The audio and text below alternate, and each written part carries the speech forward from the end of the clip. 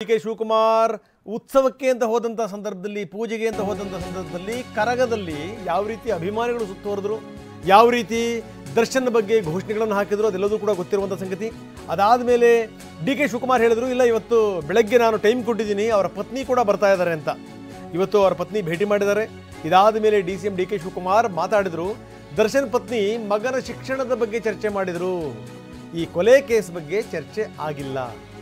ನಮ್ಮ ಸ್ಕೂಲ್ ಪಕ್ಕದಲ್ಲೇ ಅವರ ಮನೆ ಇರೋದು, ಅವರ ಮಗು ನಮ್ಮ ಶಾಲೆಯಲ್ಲೇ ಓದ್ತಾ ಇತ್ತು, ಹೀಗಾಗಿ ಅದರ ವಿಚಾರಕ್ಕೆ ಸಂಬಂಧಪಟ್ಟಂಗೆ ಮಾತಾಡಿದ್ರು. ಈಗ ಬೇರೆ ಸ್ಕೂಲಲ್ಲಿ ಓದ್ತಾ ಇದ್ದಾನೆ, ಪ್ರಶ್ನೆ ಬೇರೆ. ಮತ್ತೆ ನಮ್ಮ ಸ್ಕೂಲ್ಗೆ ಸೇರಿಸ್ಕೊಳ್ಳಿ ಅಂತ ಕೇಳ್ತಿದ್ದಾರೆ.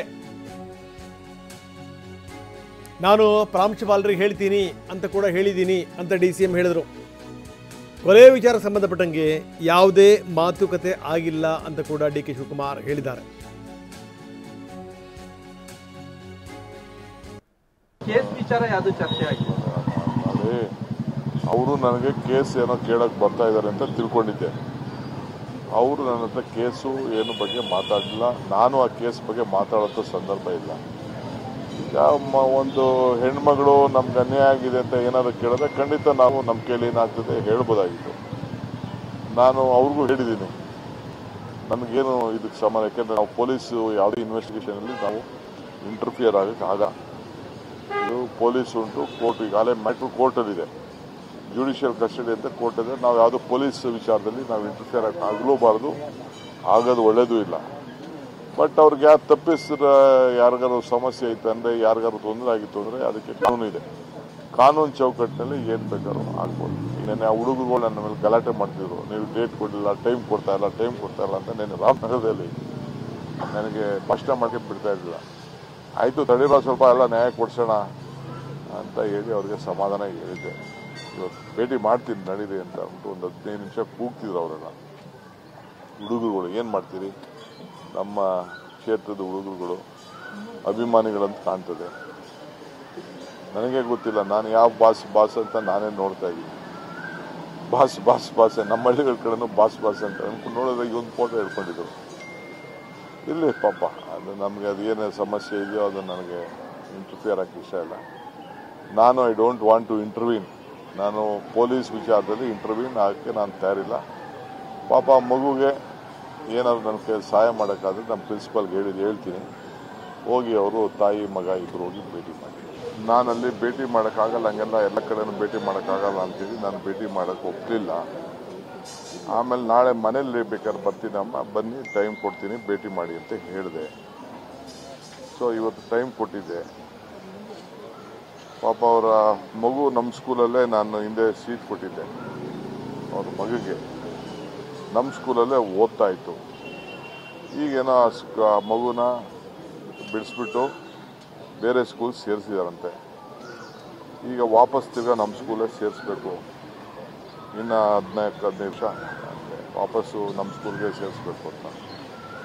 ನಮ್ಮಲ್ಲಿ ಸೀಟ್ ಏನೋ ಕೇಳಕ್ಕೆ ಹೇಳಿದ್ದಾರೆ, ನಮ್ಮ ಪ್ರಿನ್ಸಿಪಾಲ್ ಏನೋ ಒಪ್ಪಿಲ್ಲ ಅಂತ ಕಾಣ್ತದೆ. ಅದಕ್ಕೆ ಮಗುನ ವಾಪಸ್ಸು ನಮ್ಮ ಸ್ಕೂಲ್ಗೆ ಸೀಟ್ ಸೇರಿಸ್ಕೊಡಿ ಅಂತ ರಿಕ್ವೆಸ್ಟ್ ಮಾಡೋಕ್ಕೆ ಬಂದಿದ್ರು. ಅವ್ರು ರಿಕ್ವೆಸ್ಟ್ ಮಾಡಿದ್ದಾರೆ, ನಾನು ಪ್ರಿನ್ಸಿಪಾಲ್ಗೆ ಹೇಳ್ತೀನಿ ಅಂತ ಹೇಳಿದ್ದೀನಿ. ಯಾಕೆಂದರೆ ಅಲ್ಲೆಲ್ಲ ಫಾರ್ಮಾಲಿಟೀಸ್ ಇದೆ, ಎಕ್ಸಾಮಿನೇಷನ್ಸು ಮತ್ತೊಂದು ಎಲ್ಲ. ಸೊ ಅದಕ್ಕೆ ಹೋಗಿ ಪ್ರಿನ್ಸಿಪಾಲ್ ಹತ್ರ ಹೇಳ್ತೀನಿ, ಹೋಗಿ ಭೇಟಿ ಮಾಡಿ. ಯಾಕೆಂದ್ರೆ ನಾನು ಆ ಸ್ಕೂಲ್ ನೋಡ್ತಾ ಇಲ್ಲ. ಈಗ ನನಗೂ ಟೈಮ್ ಇಲ್ಲ. ನಾನು ಒಂದು 7-8 ವರ್ಷದಿಂದ ಆ ಸ್ಕೂಲ್ ಏನಾಗ್ತಾ ಇದೆ ಅನ್ನೋದೆಲ್ಲ ನಮ್ಮ ಮಕ್ಕಳಿಗೆ ಬಿಟ್ಬಿಟ್ಟಿದ್ದೀನಿ ಎಲ್ಲ. ಇದು ಕೆ ಶಿವಕುಮಾರ್ ಅವರ ಮಾತು. ಈ ಬಾಸ್ ಅನ್ನೋ ಸಂದರ್ಭದಲ್ಲಿ ಯಾರು ಅಂತ ನಾನು ಆ ಕಡೆ ಈ ಕಡೆ ನೋಡ್ತಾ ಇದ್ದೆ. ಆಮೇಲೆ ಗೊತ್ತಾಯಿತು ಈ ಫೋಟೋ ಹಿಡ್ಕೊಂಡು ಇವರು ಬಾಸ್ ಅನ್ನು ತೋರಿಸ್ತಾ ಇದ್ರು ಅನ್ನುವಂಥದ್ದು. ಆಮೇಲೆ ಗೊತ್ತಾಯಿತು ನಮ್ಮ ಕ್ಷೇತ್ರದ ಹುಡುಗರುಗಳು, ನಮ್ಮ ಅವರೆಲ್ಲರ ಅಭಿಮಾನಿಗಳು ಅನ್ನುವಂಥದ್ದು ಆಮೇಲೆ ಗೊತ್ತಾಯಿತು ಅನ್ನುವಂಥ ಮಾತನ್ನು ಕೆ ಶಿವಕುಮಾರ್ ಹೇಳಿದ್ರು. ಬನ್ನಿ ಇದಕ್ಕೆ ಸಂಬಂಧಪಟ್ಟಂಗೆ ಮಾತಾಡಲಿಕ್ಕೆ ನಮ್ಮ ಪ್ರತಿನಿಧಿ ಸುನಿಲ್ ನಮ್ಮೊಂದಿಗೆ ಈಗ ನೇರ ಸಂಪರ್ಕದಲ್ಲಿದ್ದಾರೆ. ಜೊತೆಗೆ ನಮ್ಮ ಪ್ರತಿನಿಧಿ ಮಂಗಳ ಕೂಡ ನಮ್ಮೊಂದಿಗೆ ನೇರ ಸಂಪರ್ಕದಲ್ಲಿದ್ದಾರೆ. ಇಬ್ಬರ ಜೊತೆ ಚರ್ಚೆ ಮಾಡ್ತೀನಿ. ಆದರೆ ಅದಕ್ಕಿಂತ ಮೊದಲು ಒಂದು ಸಂಗತಿನ, ಇದಕ್ಕಿಂತ ಮೊದಲು ಕೆ ಶಿವಕುಮಾರ್ ಅವ್ರನ್ನ ಯಾರ್ಯಾರು ಭೇಟಿ ಮಾಡಿದರು? ಪ್ರೇಮ್ ಬಂದು ಭೇಟಿ ಮಾಡಿದರು, ಜೊತೆಗೆ ದರ್ಶನ್ ಸೋದರ ಬಂದು ಭೇಟಿ ಮಾಡಿದರು,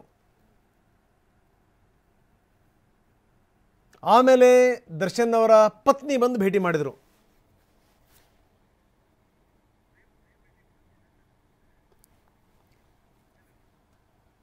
ಸೊ ಸೋದರ ಬಂದು ಭೇಟಿ ಕೊಟ್ಟಿರುವಂಥದ್ದು, ದಿನಕರ್ ಬಂದು ಭೇಟಿ ಕೊಟ್ಟಿರೋದನ್ನು ನಾವು ನೋಡ್ತಾ ಇದ್ದೀವಿ. ದರ್ಶನ್ ಸೋದರ ದಿನಕರ್ ಮತ್ತು ಪ್ರೇಮ್ ಅವರು ಭೇಟಿ ಕೊಟ್ಟರು. ಬಹುಶಃ ಏನು ಅಂದರೆ ಹಲವಾರು ಸಂಗತಿಗಳು ಚರ್ಚೆಗೆ ಬಂದಿರ್ತವೆ. ಬರೀ ಸ್ಕೂಲ್ ಚರ್ಚೆಗೆ ಬಂತು ಅದು ಸಾಧ್ಯವೇ ಇಲ್ಲ. ಸಾಕಷ್ಟು ವಿಚಾರಗಳು ಚರ್ಚೆಗೆ ಬಂದಿರ್ತವೆ. ಕೆಲವೊಂದನ್ನು ಹೇಳಬೇಕಾಗತ್ತೆ, ಕೆಲವೊಂದನ್ನು ಹೇಳೋಕ್ಕೆ ಸಾಧ್ಯ ಇಲ್ಲ. ಬೇರೆ ವಿಚಾರ. ಯಾಕಂದರೆ ದಿನಕರ್ ಬಂದಿದ್ದಾರೆ, ಅವರ ಸೋದರ, ಅವರ ಪತ್ನಿ ಬಂದಿದ್ದಾರೆ, ಜೊತೆಗೆ ಅವರ ಆತ್ಮೀಯ ಸ್ನೇಹಿತರು ಪ್ರೇಮ್ ಕೂಡ ಬಂದಿದ್ದಾರೆ.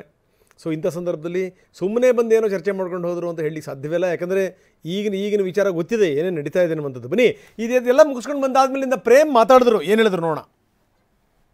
ಯಾವಾಗ ಸಾಹೇಬ್ರನ್ನ ಭೇಟಿ ಮಾಡಕ್ಕೆ ಯಾವಾಗ ಬರ್ತಿರ್ತೀನಿ ಆಲ್ವೇಸ್ ಸರ್. ಈಗ ನೀವು ನೋಡಿದ್ರಿ ಅಷ್ಟೇ ಬಿಟ್ರೆ ನಾನು ಏನು ಹೊಸ್ತೇನಲ್ಲ ಇದು. ಓಕೆ ಅದ್ ನನ್ನ ಸ್ನೇಹಿತರ ದರ್ಶನ್. ಸೊ ಯಾವತ್ತಿದ್ರು ಆಗ್ಲಿ ಸೊ ಮಾತಾಡ್ತಾ ಇರ್ತೀವಿ. ಸೊ ಅದೇನ್ ಇದಿಲ್ಲ. ಸೊ ವಿನೀಸ್ ಒಂದು ಸ್ಕೂಲ್ದು ಅಡ್ಮಿಷನ್ ಇತ್ತು. ದರ್ಶನ್ ಅವ್ರ ಮಗನ ವಿನೀಸ್ ಸ್ಕೂಲ್ ಅಡ್ಮಿಷನ್ ಒಂದಿತ್ತು. ಸೊ ಅದನ್ನ ಅವ್ರ ಸ್ಕೂಲ್ ಇದೆಯಲ್ಲ, ಯಾಕೆ ನನ್ನ ಮಗನ ಅಲ್ಲೇ ಓದ್ತಾ ಇಬ್ರು ಜೊತೆಲಿ ಓದ್ತಾ ಇದ್ರು. ಸೊ ಒಂದ್ ವರ್ಷ ಅವನೇನೋ ಬೇರೆ ಕಡೆ ಶಿಫ್ಟ್ ಆದ. ಈಗ ಹತ್ರ ಅಲ್ಲಿ ದೂರ ಆಯ್ತು, ಪ್ರಾಬ್ಲಮ್ ಆಯ್ತು ಅಂದ್ಬಿಟ್ಟು ಆ ಸ್ಕೂಲ್ ಯಾಕೆ ಅಂತಾನೆ ಮಾತಾಡ್ತೀವಿ ಬಿಟ್ರೆ ಬೇರೆ ಯಾವ ಉದ್ದೇಶನೂ ಇಲ್ಲ. ಆಮೇಲೆ ಮಾಮೂಲಿ ದರ್ಶನ್ ಬಂದ್ಬಿಟ್ಟು ನನ್ನ ಸ್ನೇಹಿತರು, ನನ್ನ ಫ್ಯಾಮಿಲಿ. ಸೊ ಕಷ್ಟ ಸುಖ ಮಾತಾಡ್ತೀವಿ, ನಾಟ್ ಲೈಕ್ ಎನಿಥಿಂಗ್. ಅದಕ್ಕಂದ್ರೆ ಅದು ಕಾನೂನು ಇದೆ, ನ್ಯಾಯಾಂಗ ನಡೀತಾ ಇದೆ, ಅದ್ರ ಮೇಲೆ ನಾವೇನು ಮಾತಾಡಕ್ಕಾಗಲ್ಲ. ನಾನು ಫಸ್ಟೇ ಬಂದೆ, ನಾನು ಸಾಹೇಬ್ರ ಹತ್ರ ಮಾತಾಡಿ ನಾನು ಹೊರಗಡೆ ಅಲ್ಲಿದ್ದೆ. ಸೊ ಅದಾದ್ಮೇಲೆ ಮಾತಾಡ್ಕೊಂಡ್ರು. ಇಲ್ಲ ಅದು ಅವ್ರವ್ರಿಗೆ ಬಿಟ್ಟ ವಿಷಯ, ನನಗೂ ಅದಕ್ಕೂ ನಿಜವಾದ ಸಂಬಂಧ ಇಲ್ಲರಪ್ಪ, ಪ್ಲೀಸ್ ದಯವಿಟ್ಟು.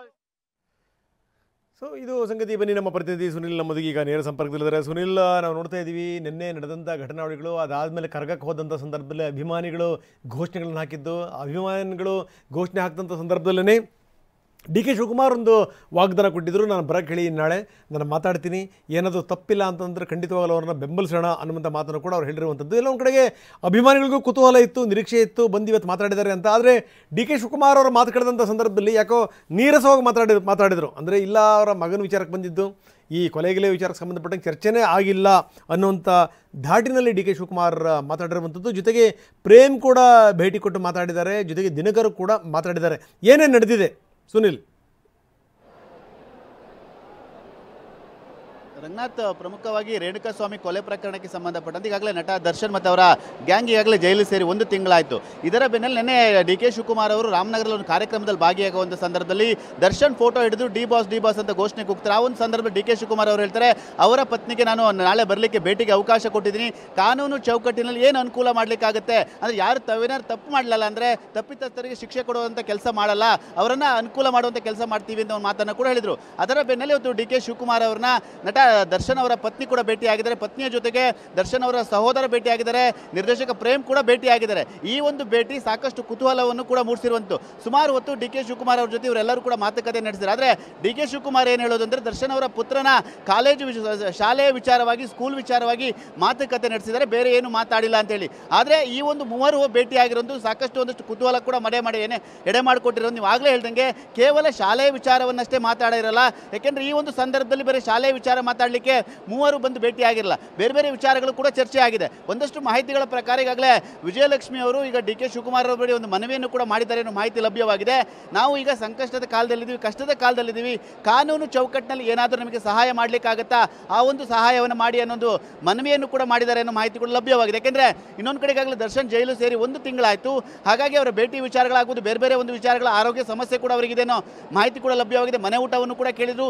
ಈ ಒಂದಷ್ಟು ವಿಚಾರಗಳು ಕೂಡ ಚರ್ಚೆ ಆಗಿರುವಂಥ ಸಾಧ್ಯತೆ ಕೂಡ ದಟ್ಟವಾಗಿದೆ. ಯಾಕೆಂದರೆ ದರ್ಶನ್ ಅವರ ವಿಚಾರಕ್ಕೆ ಸಂಬಂಧಪಟ್ಟಂತೆ ಅವರ ಸಹೋದರ ಆಗ್ಬೋದು, ಈಗ ಪ್ರೇಮ್ ಕೂಡ ಭೇಟಿಯಾಗಿರೋದು ಸಾಕಷ್ಟು ಚರ್ಚೆ ಕೂಡ, ಒಂದಷ್ಟು ಕುತೂಹಲ ಕೂಡ ಮೂಡಿಸಿರುವಂತೆ. ಯಾಕೆಂದರೆ ಕೇವಲ ಶಾಲೆಯ ವಿಚಾರ ಅಲ್ಲ, ಅದನ್ನು ಹೊರತುಪಡಿಸಿ ಈಗಿರುವಂಥ ಸಂದರ್ಭ ಆಗ್ಬೋದು. ಅಂದರೆ ಅವರೊಂದು ಮಾತನ್ನು ಹೇಳಿದಾರಂತೆ, ಸಂಕಷ್ಟದ ಕಾಲದಲ್ಲಿದ್ದೀವಿ, ಈಗ ನೀವು ನಮಗೆ ಒಂದಷ್ಟು ಕೈ ಹಿಡಬೇಕಾಗುತ್ತೆ, ಸಹಾಯ ಮಾಡಬೇಕಾಗುತ್ತೆ. ಅಂದರೆ ಅದರಲ್ಲೂ ಕೂಡ ಕಾನೂನು ಚೌಕಟ್ಟಿನಲ್ಲಿ ಏನಾದರೂ ಅನುಕೂಲವನ್ನು ಮಾಡಲಿಕ್ಕಾಗುತ್ತಾ, ನನ್ನ ಪತಿ ಈ ಒಂದು ಪ್ರಕರಣದಲ್ಲಿ ತಪ್ಪು ಮಾಡಿದಾರೋ ಇಲ್ಲೊಂದು ತನಿಖೆ ನಂತರದಲ್ಲಿ ಗೊತ್ತಾಗುತ್ತೆ.